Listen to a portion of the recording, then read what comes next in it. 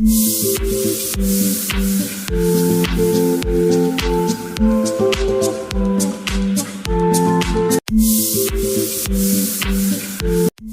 সবাইকে, কেমন আছো সবাই? আশা করছি সবাই খুব ভালো আছো। আজকের ভিডিওটা শুরু করছি পুরীর সমুদ্র সৈকত দিয়ে। যেমনটা আগের ভিডিওতে তোমরা দেখেছো যে আমরা উদয়গিরি খণ্ডগিরি হয়ে ভুবনেশ্বরে গিয়েছিলাম। ওখানে আমরা রাত্রেবেলাটা স্টে করেছিলাম, আর আজকে ভোরবেলায় আমরা এসেছি পুরীতে। তারপর সকালের খাওয়া দাওয়া করে আমরা সকালে একবার এসে সমুদ্রে স্নান করে গেছি। যেহেতু জলে নামবো তাই আর কি ফোনটা আর আনা হয়নি, আর ভিডিও করা হয়নি। এখন আমরা একটু ঘুরতে বেরিয়েছি, আর ভাবলাম যে তোমাদেরকেও একটু দেখাই। দেখো সমুদ্রটা কত সুন্দর দেখতে লাগছে, একদম নীল জল, অপূর্ব সুন্দর লাগছিল দেখতে। বেশ কিছুটা সময় সমুদ্রের ধারে কাটিয়ে আমরা রুমে চলে আসি। খাওয়া দাওয়া করে একটু রেস্ট নিয়েছি, আর এখন বিকেলবেলায় আবারও রেডি হয়ে সমুদ্রের ধারে একটু বসে থাকার জন্য বেরিয়ে পড়েছি। তবে হ্যাঁ, শুধু যে সমুদ্রের ধারে বসে থাকবো সেটা নয়, সাথে একটু মার্কেটিংও করব, আর চারিদিকের বাজারটাও একটু ঘুরে ঘুরে দেখব।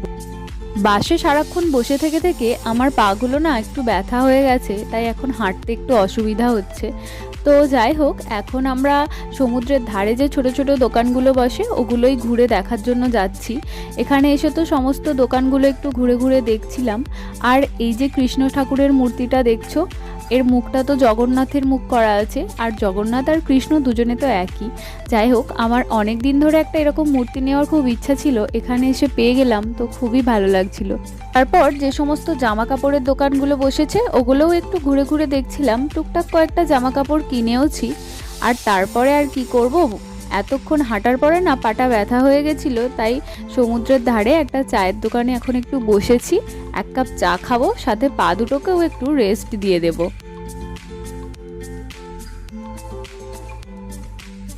চা খাওয়ার পর একটু হেঁটে হেঁটে আসতে গিয়ে এটা চোখে পড়লো। দেখো কি অপূর্ব সুন্দর হাতের কাজ, খুবই সুন্দর দেখতে লাগছিল। একটা কৃষ্ণ ঠাকুর বানিয়েছেন, আর উনি ওখানে দাঁড়িয়েছিলেন। ওনাকে জিজ্ঞাসা করলাম যে এটা বানাতে কতক্ষণ লেগেছে। উনি বললেন যে 6 ঘন্টা মতো সময় লেগেছে। তো এতটা এফোর্ট দিয়ে উনি এটা বানিয়েছেন, এত অপূর্ব সুন্দর দেখতে লাগছিল না, কি বলবো।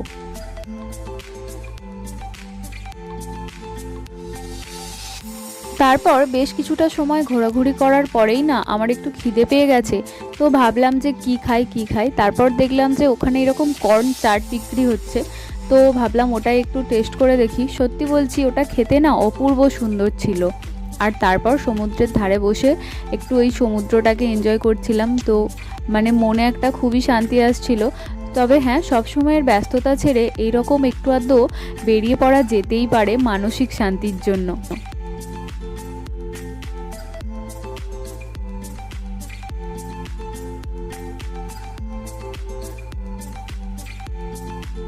এটা হচ্ছে পুরীতে আমাদের দ্বিতীয় দিন।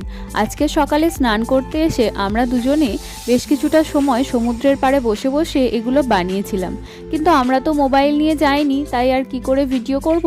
অনেকক্ষণ ভাবনা চিন্তা করার পর একজনকে ডেকে বললাম যে এইটার একটু ভিডিও আর ফটো তুলে আমাদের হোয়াটসঅ্যাপ নাম্বারে পাঠিয়ে দেবে।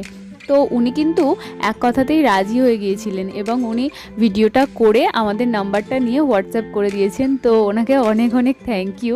যাই হোক, আর এখন বিকেলবেলা আমরা বেরিয়ে পড়েছি পুরীর মন্দিরে পুজো দেওয়ার জন্য। পুজো দিতে আসার সময় আমরা তো রিক্সা করে এসেছি। তো আমি তো অনেক বছর পরে রিক্সায় উঠেছি। প্রথমে তো বুঝতে পারছিলাম না যে কিভাবে উঠবো, আর নামার সময় ভাবছিলাম কিভাবে নামবো, সে এক কাণ্ড। তো যাই হোক, এখন দাঁড়িয়ে আছি জুতো আর মোবাইল এগুলো জমা দেওয়ার জন্য। তবে লাইনে দাঁড়িয়ে থাকতে থাকতেই দেখতে পেলাম যে এখন ধ্বজা পাল্টানো হবে। তো যতক্ষণ লাইনে দাঁড়িয়েছিলাম ততক্ষণ ভাবলাম যে মোবাইলটা তো আমার হাতেই আছে, তাহলে এই মুহূর্তটাকেও একটু ক্যামেরা বন্দি করে নিই। আর আজকে যে আমরা পুজো দিতে এসেছি, আজকে কিন্তু একাদশী, সাথে আমরা এরকম প্রভুর ধ্বজা পাল্টানোও দেখতে পেলাম। এটা কিন্তু খুবই ভাগ্যের ব্যাপার। তবে যা হয় সবই জগন্নাথের ইচ্ছাতেই হয়। আজ যে আমরা এখানে আসতে পেরেছি এটাও জগন্নাথ দেব ডেকেছেন, তাই আমরা আসতে পেরেছি। আর সেই সাথে উনি চেয়েছেন বলেই এই অপূর্ব সুন্দর মুহূর্তের আমরা সাক্ষী হতে পেরেছি। তোমরা একটু ভালো করে লক্ষ্য করলেই বুঝতে পারবে যে ওপরে দুজন উঠেছে ধ্বজা পাল্টানোর জন্য। প্রথমে ওনারা নিচে এই যে ছোট ছোট ধ্বজাগুলো লাগানো আছে ওইগুলো খুলে নিচ্ছিলেন, তারপর সব শেষে ওই ওপরে যে লাল রঙের ধ্বজাটা উঠছে ওটা ওনারা পাল্টাবেন। তবে ওই ধ্বজাটা চেঞ্জ করার আগেই আমরা মন্দিরের ভেতরে ঢুকে গিয়েছিলাম আর আমাদের ফোনটা জমা নিয়ে নিয়েছিল, তাই ওই ওপরের ধ্বজাটা পাল্টানোর সময় ভিডিওটা আর করা হয়নি। বলা হয় যে জগন্নাথ দেব যাকে দর্শন দিতে চান সেই নাকি ওনার দর্শন পান, আর উনি যদি না চান তাহলে কেউ ওনার দর্শন পান না। তবে আমার বর এর আগে দুবার পুরীতে এসেছে আর ঠিক মন্দিরে ঢোকার আগের মুহূর্তেই ওর শরীর খারাপ হয়ে গেছে আর ও কিন্তু জগন্নাথ দেবের দর্শন পায়নি। তবে হ্যাঁ, এবার কিন্তু আমরা দুজনে খুব ভালোভাবে দর্শন করতে পেরেছি আর ভগবানের কাছে আমাদের মনস্কামনাও জানিয়ে এসেছি।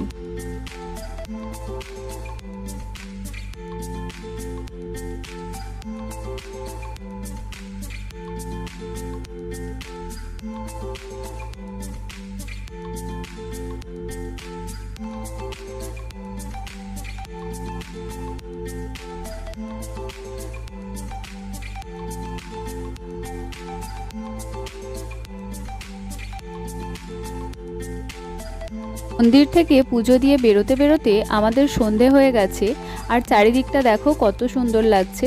আর যেহেতু আজকে একাদশী ছিল তাই প্রচণ্ড ভিড় ছিল, তাই আরও একটু বেশি সময় লেগে গেল।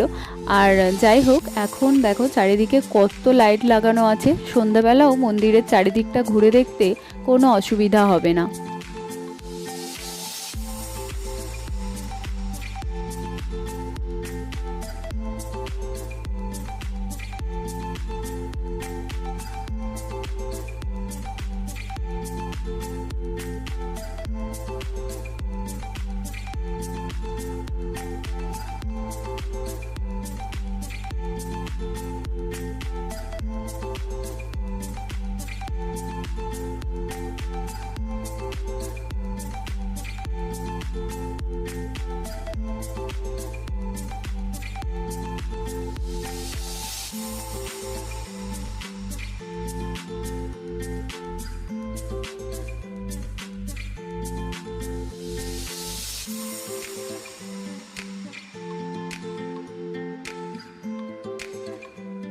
মন্দিরের ওখানে বসে বসে বেশ অনেকক্ষণ সময় কাটিয়ে দিলাম।